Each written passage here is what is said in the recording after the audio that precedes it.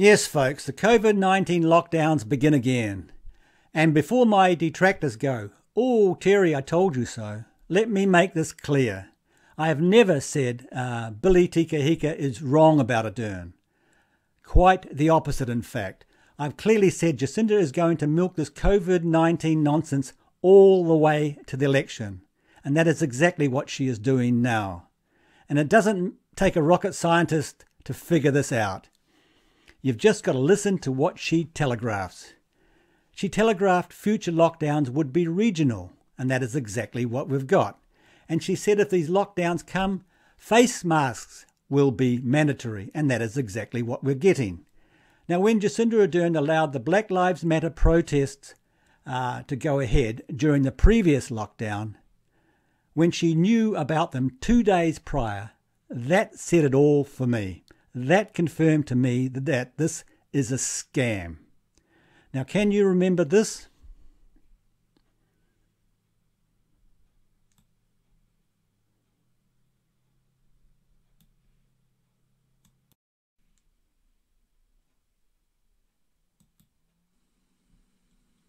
Fury at the death of George Floyd is spreading around the globe, with demonstrations across New Zealand today.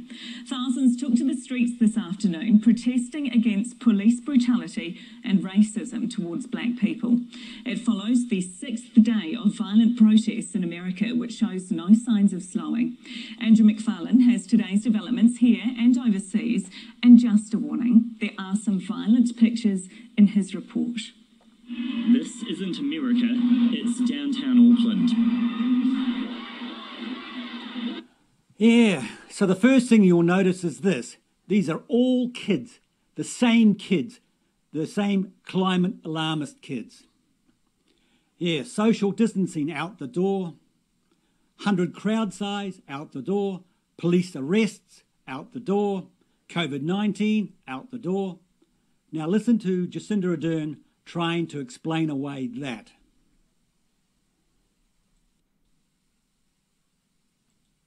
Will there be repercussions for the protesters that were well in excess of the gatherings limit of 100 at yesterday's Black Lives Matters protest? And you can see why they protested, but they shouldn't have protested, should they? A big group like that. Joining us now to answer is Prime Minister Jacinda Ardern. Prime Minister, g'day, good morning. Good morning. That protest, it was disrespectful to other New Zealanders, wasn't it, who have completely followed the rules. Businesses have gone to the wall, people lost their jobs, yet they go up Queen Street, in front of Parliament, untouched. Why? Duncan, I think you actually captured it in your opening comment that everyone can absolutely understand the sentiment, but it was a breach of the rules. And they're there for a reason. You know, I don't want to stop peaceful protest as much as I don't want to stop larger funerals and larger weddings and all of the things that people have been giving up over this period of time. But the rules are there for a reason. They're there to keep us safe. You dirty, filthy liar. You knew about this protest 2 days earlier and you didn't try to stop it. It was advertised on one of your TV channels.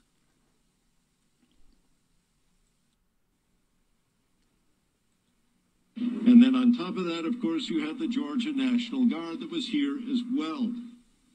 And prominent New Zealanders are getting behind an Auckland march in solidarity of protesters in the States. Performer Paris Goebel and mixed martial artist Israel Adesanya are among those encouraging New Zealanders to take a stand. The march from AOTS Square to the American Embassy is planned for 3:30 tomorrow afternoon. Yeah, so it's clear Ardern and all the police knew about this and did nothing to stop it. Yeah, and you may remember this from a couple of months ago.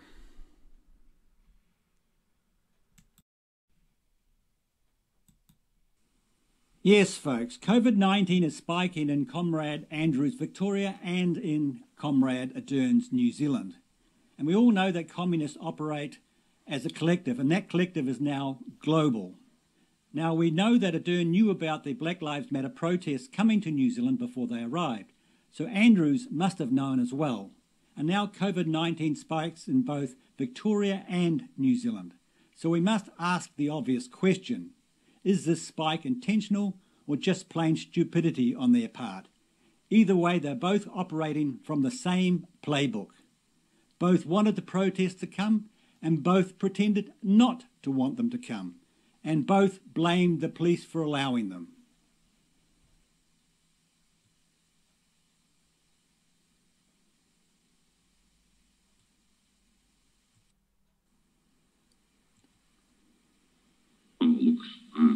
I think that we could not have been clearer, and I've got a message for any of the people that are out there protesting today. Go home. Go home.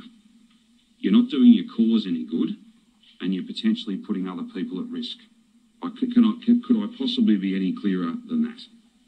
The protest the other weekend, we advised against it. We urged people not to do it. We allowed Victoria Police, though, to play their role. It is for them to determine what an appropriate response is, and they've been... Did you expect that there were going to be thousands of people at that protest? Oh, well, of course, when we put out the rules, the expectation is that people not gather. And so, as I say, they exist for everyone. And I know it would have been very hard for other people who have, missed out on things or made decisions not to do things to then see something like that. And again, look, I utterly understand the sentiment, but we are in a global pandemic, and I would hate for there to be an outbreak caused by someone who felt really moved to go and share their view and their opinion to then become ill. That's exactly what we're trying to prevent. Should police have intervened yesterday? Ultimately, the police do need to make their own operational decisions. Important distinction between the government and the police. Now, I'll just play that again. I think that we could not have been clearer, and I've got a message for any of the people that are out there protesting today. Go home. Go home. Pretending not to want them. You're not doing your cause any good, and you're potentially putting other people at risk. Could I possibly be any clearer than that? The protest the other weekend, we advised against it. We urged people not to do it. We allowed Victoria Police, though, to play their role. It is for them to determine what an appropriate response is, and they've... Blaming the police. Did you expect that there were going to be thousands of people at that protest?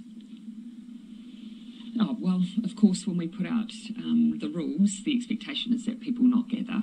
And so, as I say, they exist for everyone. And I know it would have been very hard for other people who have, missed out on things or made decisions not to do things to then see something like that. And again, look, I utterly understand the sentiment, but we are in a global pandemic. Pretending not to want them.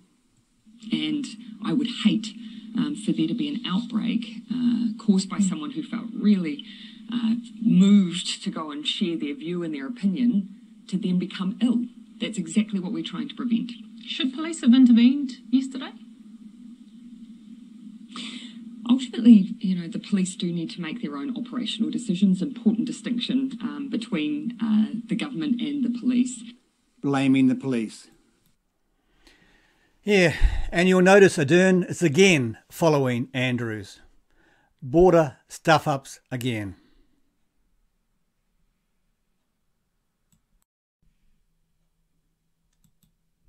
I wonder if this is a failure at the border, though, Minister, where some of our workers at the border haven't been tested, so they've done their job at the border and they've brought the disease back into the community because they go back to their ordinary day lives, haven't been tested, and pass it on through some form that we haven't simply picked up, because that would be a failure at the border. We don't see any evidence of that at this point. What we have said is that in the next 48 hours, everybody who has been working at the border will be tested. Everybody who has been working in a quarantine or managed isolation facility will also be tested. That will... You complete idiot. Why aren't you doing that already? All happen in the next 48 hours. That's because you suspect it's come from there, is that correct? look, this is just part of a precautionary approach. We don't know where this has come from, therefore we don't want to leave any stone unturned in order to find out where it's come from. But you're testing at the border for a reason. It didn't come down the last shower. You're testing at the border because you suspect that a worker may well have brought this back into the community. Now, if that's the case, why on earth weren't you testing these people beforehand? Because that is an ultimate failure when the rest of us were doing all sorts of things to keep this out. Your government should have been testing those workers, surely.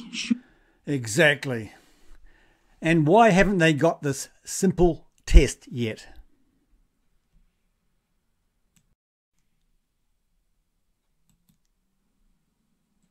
Greg Huff, thank you so much indeed for your time. Can you tell us first, how does your test kit work?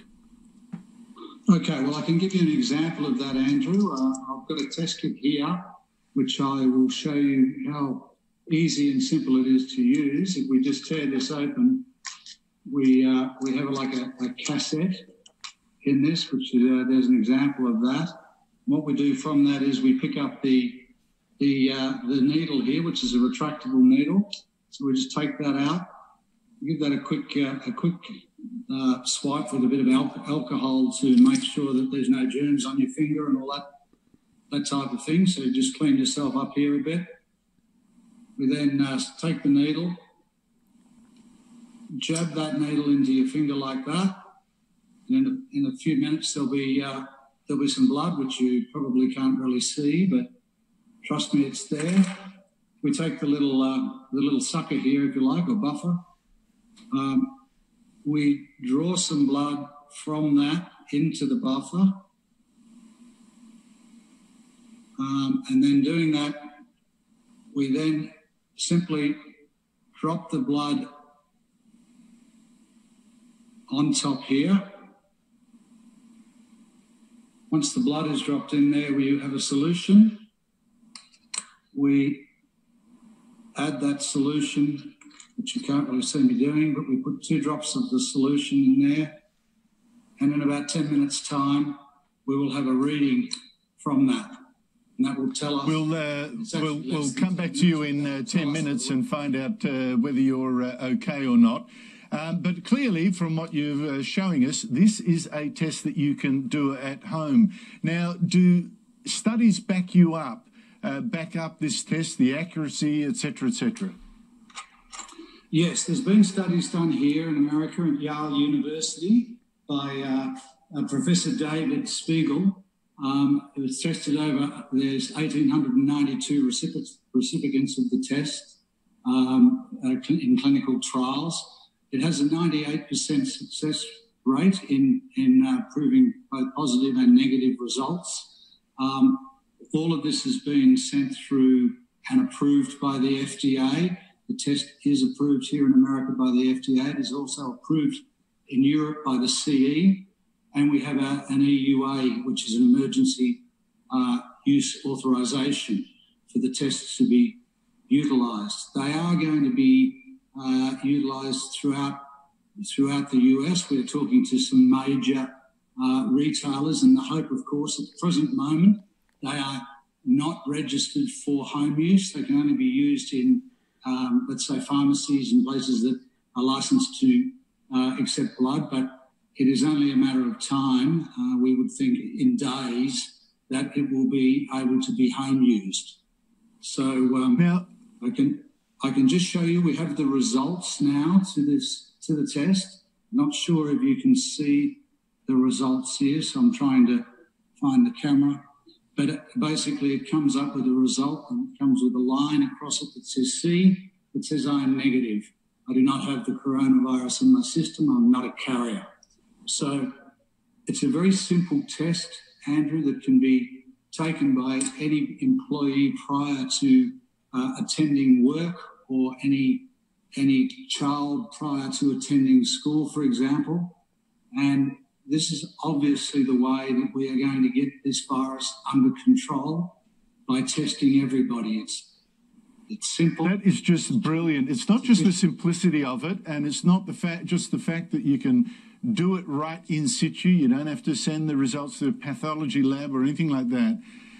The speed of it, like you've got a result already just talking to me. What difference would this test make? And it's not the only test in the market. The government can go out and look for others if it wants to. What difference would it make if this test was rolled out in Australia? Well, Andrew, it would make an enormous difference. I mean, the reality of the situation from a leadership perspective in America here and in Australia and anywhere around the world is that testing is the only way that we are going to get this virus under control.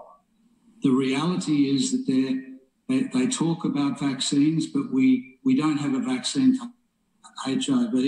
We don't necessarily have a vaccine for many of the flus that are around the world.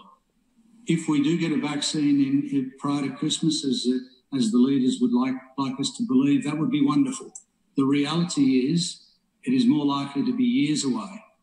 So what do we do for the next couple of years? We cannot continue to run our economies, run our lives, run our communities under the circumstances of how we have been running those in over the last 6 months.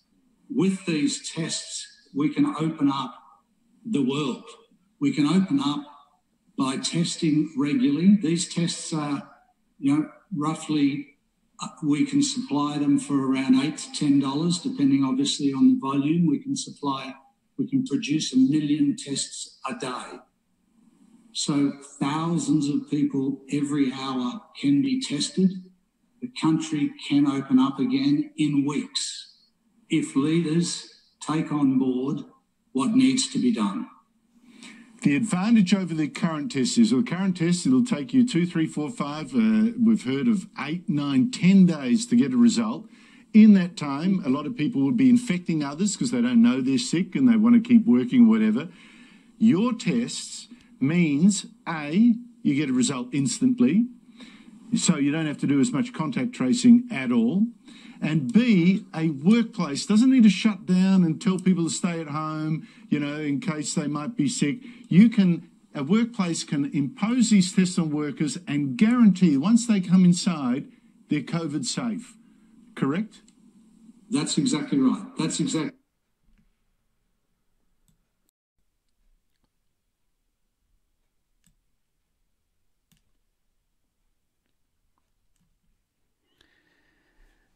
Yes, that very simple FDA-approved test is available now, so why don't we have it? Well, the answer is simple. Ardern doesn't want to have it. She is milking this COVID nonsense all the way to the election. She wants to save New Zealand again, just like she saved New Zealand from Brenton Tarrant.